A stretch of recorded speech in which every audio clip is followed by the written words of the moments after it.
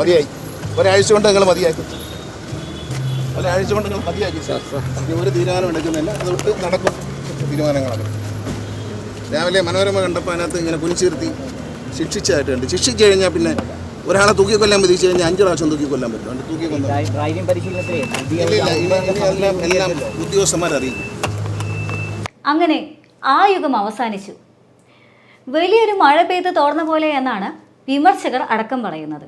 എന്തൊക്കെയായിരുന്നു? 20 ലൈസൻസ് മാത്രമേ ഒരു ദിവസം കൊടുക്കാനാകൂ. റിവേഴ്സ് ഗിയറിട്ട് പാർക്ക് ചെയ്ത് കാണിക്കണം. 2 നില ബസ്, അതും ഇന്ത്യയിലെ തന്നെ ആദ്യത്തെ ഇലക്ട്രിക് ബസ് ഓടിച്ചുള്ള ഷോ. ഇതൊന്നും പോരാഞ്ഞിട്ട് 10 രൂപ ബസ് നഷ്ടത്തിലാണെന്നുള്ള പുതിയ കണക്കും. എന്നിട്ടിപ്പോൾ എങ്ങനെ ഇരിക്കണ് എന്നാണ് ചില വിമർശകരായ നാട്ടുകാർ ചോദിക്കുന്നത്. അല്ലേലും വലിയ പ്രതീക്ഷയോടെയാണ് ഗണേഷ് കുമാർ ഗതാഗത വകുപ്പിലേക്ക് വലതുകാലെടുത്ത് വെച്ചത്. എന്നാൽ ഗണേഷ് കുമാർ പോലും അറിയാതെ KSRTCയുടെ ആനുവൽ റിപ്പോർട്ട് പുറത്തും പോയി.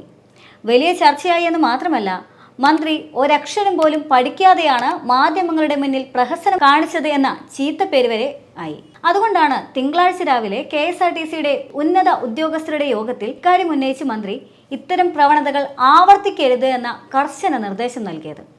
മാത്രമല്ല, റിപ്പോർട്ട് ചോർന്നത് എങ്ങനെയാണ് എന്ന് കണ്ടെത്താനായി ഒരു എക്സിക്യൂട്ടീവ് ഡയറക്ടറെ ചുമതലപ്പെടുത്തുകയും ചെയ്തിരുന്നു. ഈ ബസിനെതിരെ മന്ത്രിയെടുത്ത നിലപാട് CPIMന്റെ സംസ്ഥാന സെക്രട്ടറിയായ MV ഗോവിന്ദൻ വരെ ആദ്യമേ തള്ളിക്കളഞ്ഞതാണ്. VK പ്രശാന്ത് MLAയും അതുപോലെ തന്നെ തിരുവനന്തപുരത്തെ മേയറായ ആര്യ രാജേന്ദ്രനും പോലും പ്രത്യക്ഷത്തിൽ വരികയും ഇദ്ദേഹത്തിൻ്റെ നിലപാട് തള്ളുകയും ചെയ്തതാണ്. അതുകൊണ്ട് തന്നെ വകുപ്പിലെ ആദ്യത്തെ നീക്കം തന്നെ പാളിയ മന്ത്രി അതിൻ്റെ സ്വാഭാവികമായുണ്ടായ രോഷം ഉദ്യോഗസ്ഥരോടല്ലാതെ വേറെ ആരോട് കാണിക്കാനാണ്? KSRTC ബസ്സുകളുടെ വരവും ചെലവും ലാഭമോ നഷ്ടമോ എന്നത് ഉൾപ്പെടെയുള്ള കാര്യങ്ങൾ വിശദമായി സമർപ്പിക്കാനാണ് ഗണേഷ് കുമാർ KSRTCയോട് ആവശ്യപ്പെട്ടിട്ടുണ്ടായിരുന്നത്. മന്ത്രിക്ക് റിപ്പോർട്ടുകൾ കൈമാറുന്നതിന് മുൻപേ തന്നെ ബസ് ലാഭത്തിലാണ് എന്നുള്ള കണക്കുകൾ പുറത്തു വന്നതാണ് ഇപ്പോൾ ഗണേഷ് കുമാറിനെ ചൊടിപ്പിച്ചിരിക്കുന്നത്. മാത്രമല്ല, KSRTCയുടെ തന്നെ വാർഷിക റിപ്പോർട്ടിലെ കണക്കുകളാണ് മന്ത്രിയുടെ വാദങ്ങളെ തള്ളിക്കളയും വിധം പുറത്തു വന്നത്. ഇലക്ട്രിക് ബസ്സുകളുടെ വരവ് ചെലവ് കണക്കുകൾ സംബന്ധിച്ച് റിപ്പോർട്ട് KSRTC ഗതാഗത മന്ത്രിക്ക് കൈമാറിയിട്ടുണ്ട്. എന്തൊക്കെയായാലും റിപ്പോർട്ട് പഠിച്ച ശേഷമാകും ഇനി തുടർ നടപടി. മാത്രമല്ല, വാങ്ങിയ വിലയും കിട്ടുന്ന കളക്ഷനും തട്ടിച്ചു നോക്കുന്ന സാഹചര്യത്തിൽ ഇലക്ട്രിക് ബസ്സുകൾ ലാഭകരമല്ല എന്നാണ് ഗണേഷ് കുമാറിന്റെ പക്ഷം.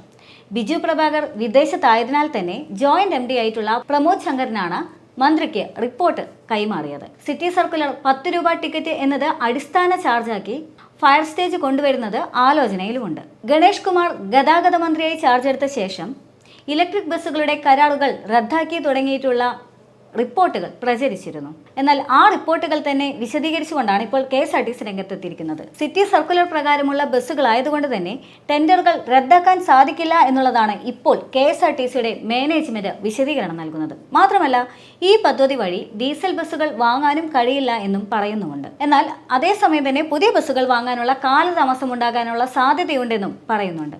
ഗണേഷ് കുമാർ വന്ന സമയത്ത് തന്നെയുള്ള ആ ആരംഭ ശൂരത്വം തന്നെയാണ് പാതിയിലെ പാളിപ്പോയത്. അതുകൊണ്ട് തന്നെ വലിയ ക്ഷീണം സംഭവിച്ചു എന്ന് തന്നെ വേണം പറയാനായിട്ട്. പക്ഷേ മാധ്യമങ്ങളടക്കം, ജനങ്ങളടക്കം, മന്ത്രിമാരടക്കം ബസ്സിന്റെ കൂടെ അഥവാ ഈ 10 രൂപ ബസ്സിന്റെ കൂടെ നിന്നു എന്നുള്ളതാണ് അദ്ദേഹത്തെ ഏറെ ചൊടിപ്പിച്ചത്. കഴിഞ്ഞ ദിവസങ്ങളിലെ പത്രങ്ങൾ പോലും ബസ്സുകളുടെ മേന്മ പറഞ്ഞുകൊണ്ടായിരുന്നു വന്നിട്ടുണ്ടായിരുന്നത്. മാത്രമല്ല, മാതൃഭൂമിയാണെങ്കിൽ ആന്റണി രാജുവിനെ തലയിൽ കൈവച്ച് അനുഗ്രഹിച്ച ചേച്ചിയുടെ കഥ പോലും വ്യക്തമാക്കിയിരുന്നു. ഈ സാഹചര്യത്തിൽ സ്വാഭാവികമായ ഒരു ആത്മരോഷം ഗണേഷ് കുമാറിന് ഉണ്ടാവുക തന്നെ ചെയ്യും. എന്തൊക്കെയോ ചെയ്യണമെന്ന് ആഗ്രഹിച്ച് വന്നതുകൊണ്ട് തന്നെ അതൊന്നും ചെയ്യാൻ സാധിക്കാതെ ഇത്രയും നാണം കെട്ട അവസ്ഥയിലായല്ലോ.